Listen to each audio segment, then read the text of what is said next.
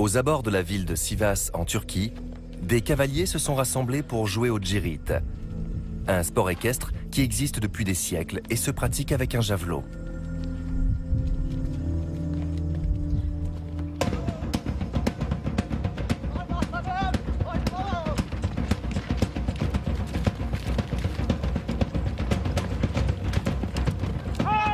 Pour chaque participant, c'est l'occasion de démontrer son courage et son adresse.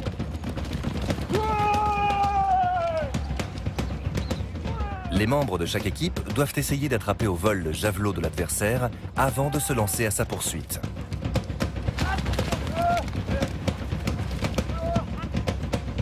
Mais le djirit est plus qu'un jeu. C'est une tradition très ancienne qui a permis aux ancêtres de ces jeunes gens de perfectionner leur talent de cavalier et de guerrier, avant de se lancer à la conquête du monde.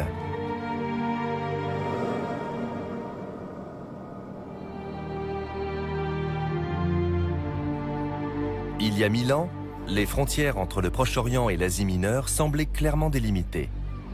D'un côté, les grands empires islamiques, de l'autre, les régions contrôlées par les Byzantins, les successeurs chrétiens des maîtres de l'Empire romain d'Orient.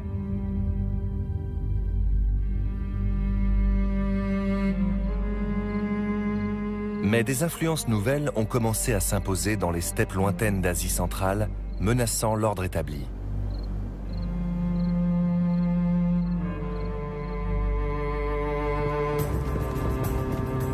Ce sont d'abord les Turcs seldjoukides qui ont franchi des milliers de kilomètres pour s'attaquer aux Byzantins. Dans leur sillage, Gengis Khan et ses hordes mongoles ont semé la destruction dans le monde islamique avant de se convertir. Sont ensuite venus le grand Tamerlan, l'instigateur de la Renaissance islamique depuis sa capitale Samarcande, et ses descendants les Moghols. Il y a 1000 ans, les steppes sauvages d'Asie centrale étaient sillonnées par des peuples de cavaliers nomades. Elles s'étendaient jusqu'à la Chine et la Mongolie à l'est, la mer Caspienne à l'ouest, l'Afghanistan au sud et la Russie au nord.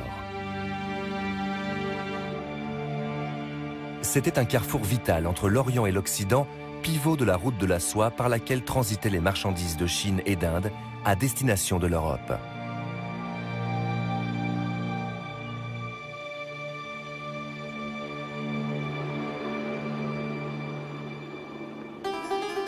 Au XIe siècle, les habitants les plus puissants de toute cette zone étaient un peuple d'origine turque récemment converti à l'islam, les Seldjoukides. Ces guerriers avaient établi leur domination sur ces terres sauvages et inhospitalières.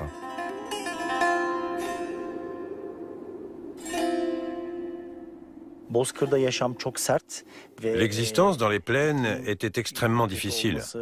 Le climat était rude. Les chasseurs et les éleveurs vivaient de façon très spartiate. C'étaient des guerriers obligés de se battre pour survivre. Des cavaliers et des archers émérites.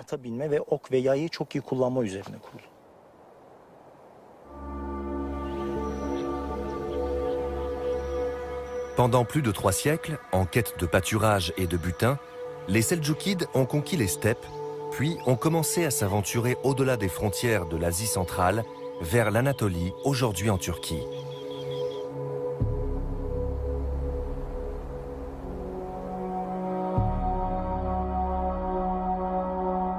Cette soif d'expansion allait changer l'équilibre des forces mondiales. Elle marquait le début des affrontements entre les civilisations occidentales et orientales, entre les Byzantins chrétiens et les Turcs musulmans.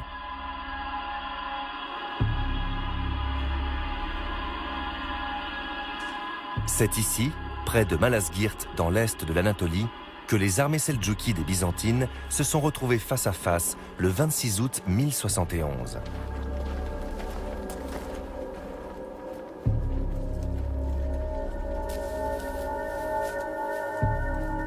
Le sultan seldjoukide Alp Arslan a conduit son armée à la lisière de la plaine.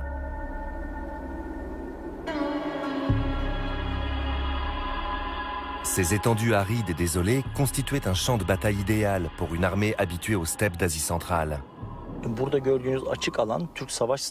La plaine ouverte était parfaitement adaptée à la stratégie des Turcs. Les petites collines leur permettaient de monter des embuscades et d'attirer l'ennemi vers eux. Comme dans la steppe, ils pouvaient se déplacer rapidement à cheval et mettre en pratique leur tactique. Parfaitement adaptées au terrain, les armées d'Alp Arslan avaient déjà largement affaibli l'ennemi par une campagne incessante d'escarmouches et de sabotage, brûlant les récoltes et empoisonnant les puits.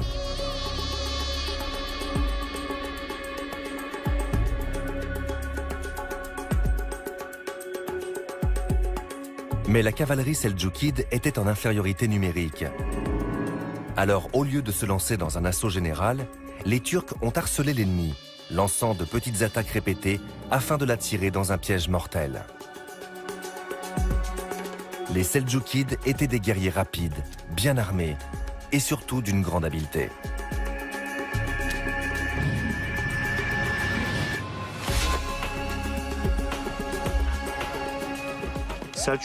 Les flèches des Seldjoukides étaient très efficaces, même contre les armures des Byzantins.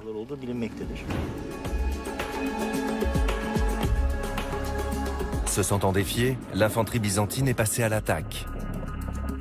À son approche, les Turcs ont fait semblant de battre en retraite.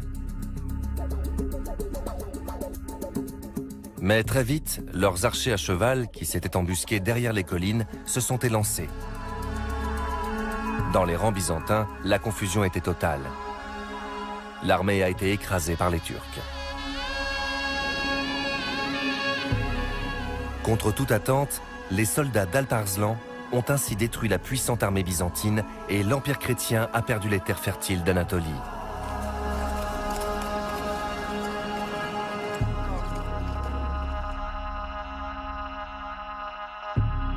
Appelée Pays de Roum sous la domination des Byzantins, cette région était désormais le sultanat seldjoukide de Roum, dirigé par les souverains musulmans.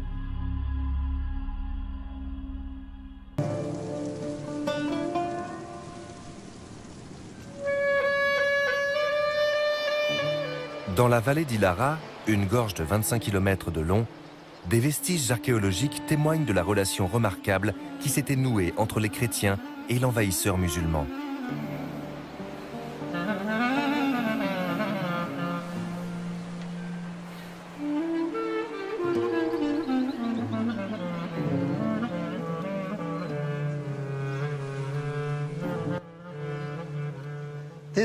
Cette magnifique chapelle rupestre date de 1290.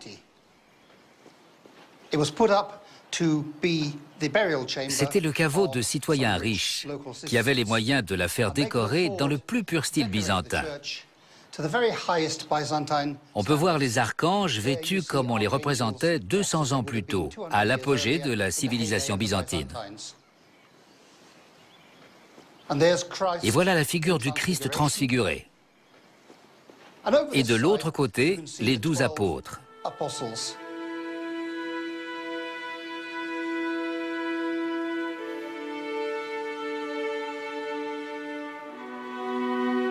Au fil des siècles, les fresques se sont dégradées. Malgré tout, on peut encore voir comment était décoré le tombeau d'un riche chrétien vivant sous la domination des Seldjoukides. Leur dynastie n'avait pas seulement conquis des terres immenses, elle avait aussi gagné les cœurs et les esprits. Ici, on a une fresque tout à fait remarquable. On n'a rien retrouvé de semblable ailleurs en Turquie et certainement pas en Cappadoce. C'est un personnage masculin, habillé à l'orientale, avec un turban, une grande barbe noire, une longue robe blanche et une épée. Il est à côté d'un autre homme en qui on reconnaît le saint chrétien Saint Georges.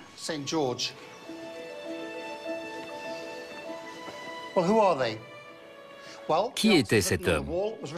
L'inscription sur le mur a été peinte à la même époque. Le plus important, c'est le texte en grandes lettres blanches. Il nous indique très clairement qu'il s'agit de Basile Giagoupès, commandant des troupes chrétiennes et certainement propriétaire terrien. Pourtant, il ne soutenait pas l'empereur byzantin Andronicus, mais le sultan Massoud II.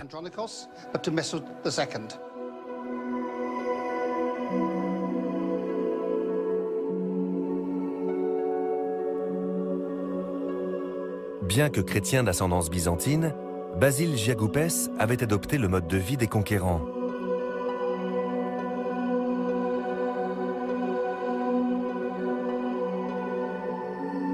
Non content de s'habiller à la mode turque, il avait aussi fait serment d'allégeance au sultan seldjoukide.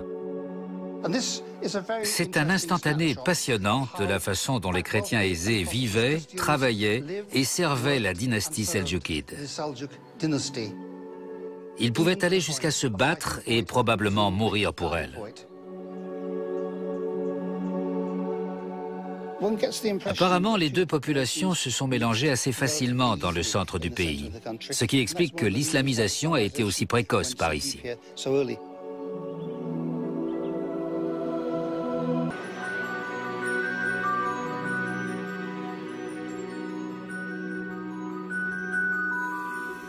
C'est ainsi que Boukhara, aujourd'hui en Ouzbékistan, est devenue une des villes les plus riches et les plus dynamiques du monde musulman, comme l'illustre un des derniers joyaux architecturaux de cette époque.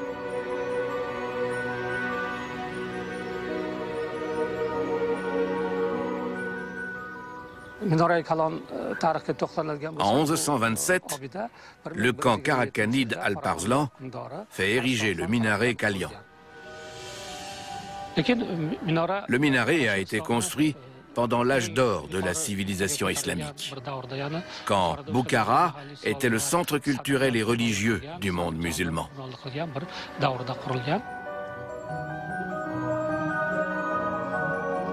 Haut de plus de 50 mètres, le minaret Kalian est une prouesse d'ingénierie. À l'époque, c'était le bâtiment le plus élevé d'Asie centrale. Les fondations ont dû être creusées à plus de 9 mètres de profondeur pour supporter son poids. Du haut du minaret, on pouvait voir les caravanes entrer et sortir de la ville. De fait, ils faisaient aussi office de tour de guet. Mais avant tout, c'était de là-haut que le muezzin appelait les musulmans à la prière.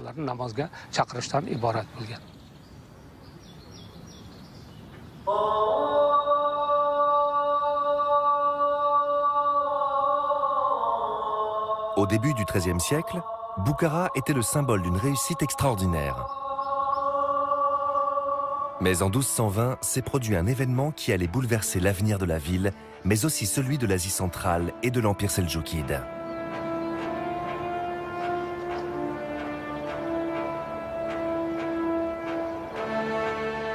Au lieu des habituelles caravanes commerciales, les guetteurs postés en haut du minaret monumental ont découvert un spectacle terrifiant.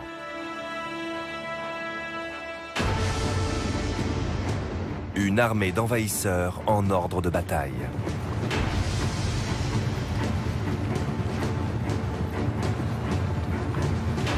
Les Mongols étaient aux portes de la ville. À leur tête, l'un des conquérants les plus féroces et les plus redoutés de l'histoire, Gengis Khan.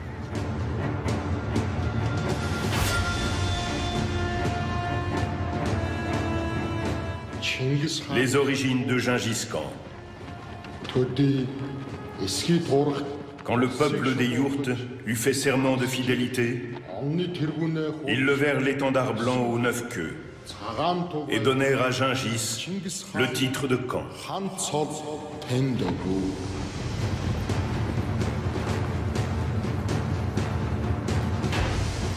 Gengis Khan a été l'un des plus grands chefs de l'histoire. À sa naissance, il n'était rien. Et pourtant, il a fondé le plus grand empire terrestre du monde, bien plus vaste que l'Empire romain.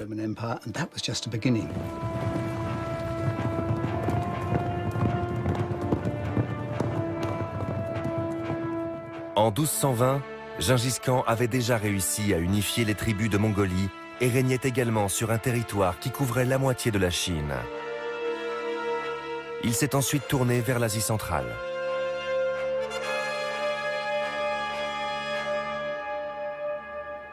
Les habitants de Boukhara ont refusé de se rendre, convaincus à tort qu'ils parviendraient à résister à ce redoutable ennemi en se réfugiant dans l'enceinte de leur citadelle, l'Arc.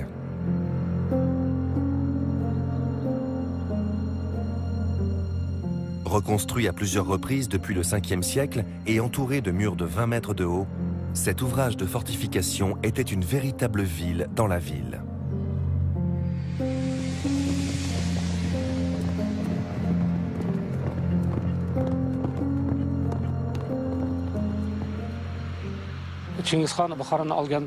Après avoir pris la ville, Gengis Khan entre à cheval à l'intérieur du principal bâtiment de l'arc. Il déclare alors à la population: « Je vous ai été envoyé par Dieu en punition de vos péchés et de vos mauvaises actions. »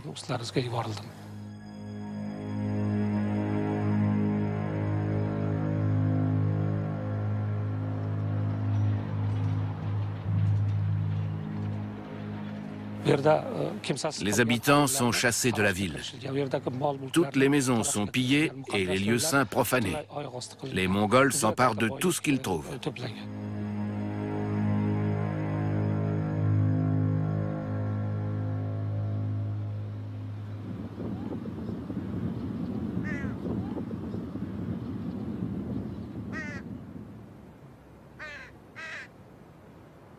Les répercussions de la défaite ont été terribles. Les monuments de Boukhara, symbole d'une culture florissante depuis 4 siècles, ont été détruits. Seuls ont été épargnés la citadelle et le minaret Kalian qui dominait un champ de ruines, dernier vestige d'une cité autrefois illustre.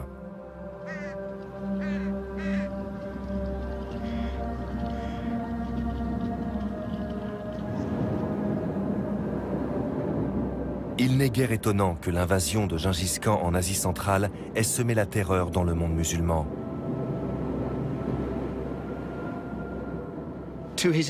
Pour ses ennemis, c'était un cauchemar. Aujourd'hui, les populations du Proche-Orient le considèrent toujours comme un boucher, le responsable de la destruction totale des plus grandes villes d'Asie centrale et du monde islamique.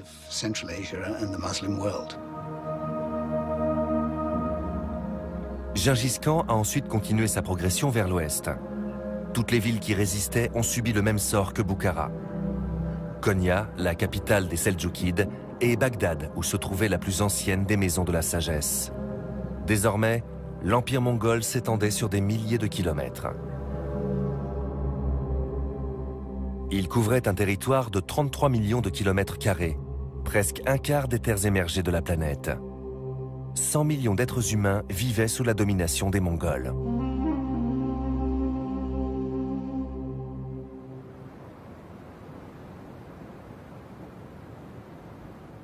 Dans les premiers temps, les Mongols décimaient les populations musulmanes. Mais petit à petit, ils ont commencé à se mêler aux habitants des terres qu'ils avaient conquises et ont fini par se convertir à l'islam. À Ispahan, en Iran, la mosquée du vendredi en témoigne. Après avoir été ses ennemis féroces, les Mongols sont devenus des adeptes fervents de l'islam. Les inscriptions dans le mihrab commémorent la conversion de l'arrière-arrière-petit-fils de Gengis Khan. Ce revirement a considérablement changé l'existence des peuples vaincus, comme l'ont révélé des fouilles archéologiques menées dans l'est de l'Anatolie, l'ancien fief de l'empire seldjoukide.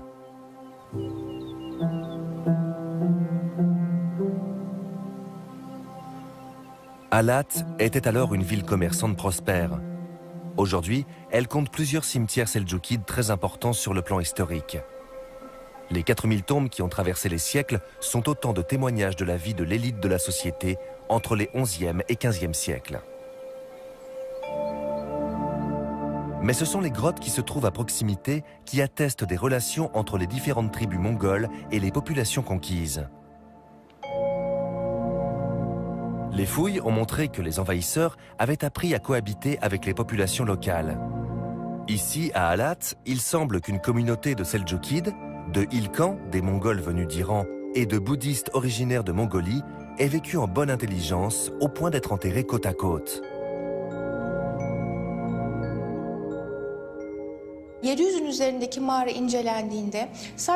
Les 700 grottes du site ont été explorées.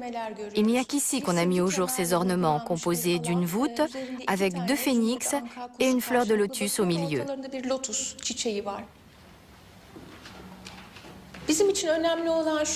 L'important, c'est justement cette combinaison avec les phénix et la fleur de lotus. C'est la même qu'on retrouve dans les temples rupestres bouddhiques en Chine et ailleurs en Asie. Le phénix et le lotus sont des symboles communs à plusieurs religions. Ce n'est pas spécifique à cet endroit. C'est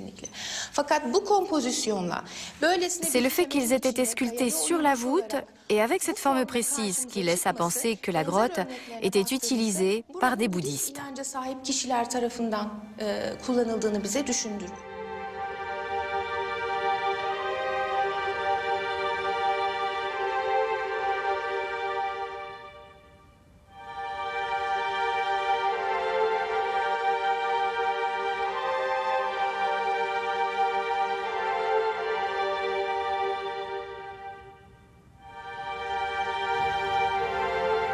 Cette découverte est la preuve que l'islam a encouragé les Mongols à vivre en meilleure entente avec d'autres cultures.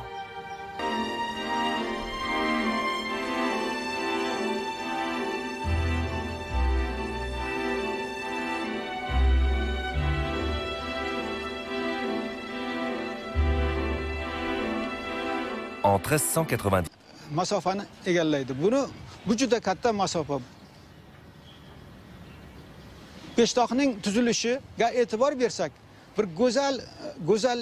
la structure de cette façade est parfaitement symétrique, de part et d'autre d'un axe central. Vous le voyez, il y a 2 minarets de chaque côté. À l'origine, la mosquée avait 3 étages. Mais il n'en reste que 2. L'étage supérieur s'est effondré.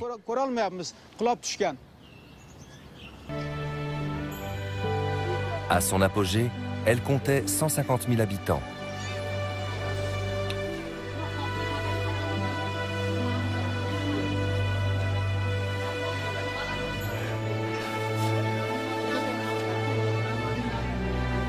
Elle attirait non seulement les marchands qui empruntaient la route de la soie, mais aussi les artisans et les artistes que Tamerlan avait rassemblés autour de lui au fil de ses conquêtes.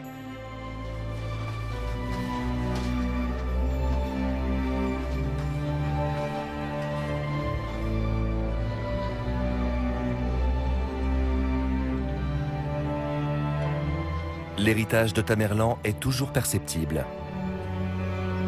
Bâti par son petit-fils Ulugh Beg, le régistant symbolise le sens de la démesure des Timurides. Il montre aussi combien ces mécènes ont encouragé les arts et l'enseignement.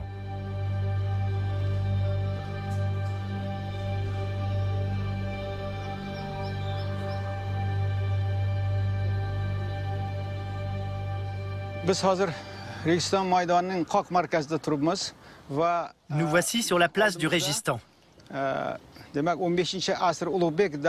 Devant nous, la meilleure médersa à l'époque d'Ulugh Beg, surnommée l'université la plus haute et la plus prestigieuse.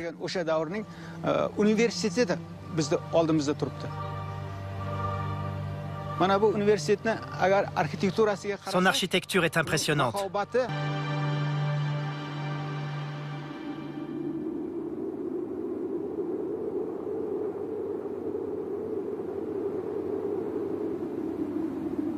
En 4 siècles, l'Asie centrale était devenue un creuset d'où étaient sortis les conquérants les plus grands, mais aussi les plus sanguinaires que le monde ait connus.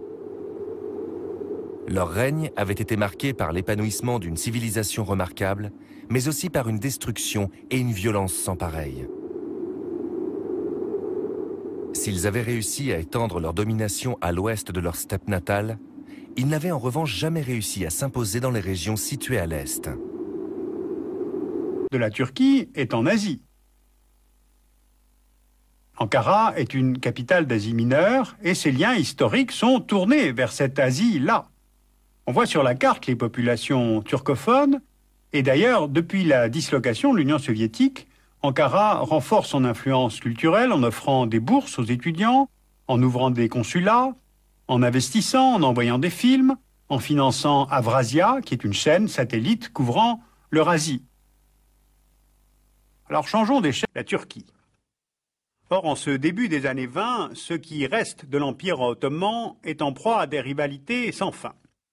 D'abord, conformément au traité de Sèvres de 1920, l'Empire ottoman a été amputé à l'ouest de la Thrace orientale et de la région de Smyrne, annexée par la Grèce, au sud des anciennes provinces arabes, Liban, Syrie, Palestine, Irak, placés sous mandat français et britannique. À l'est, l'indépendance de l'Arménie et l'autonomie du Kurdistan sont reconnues.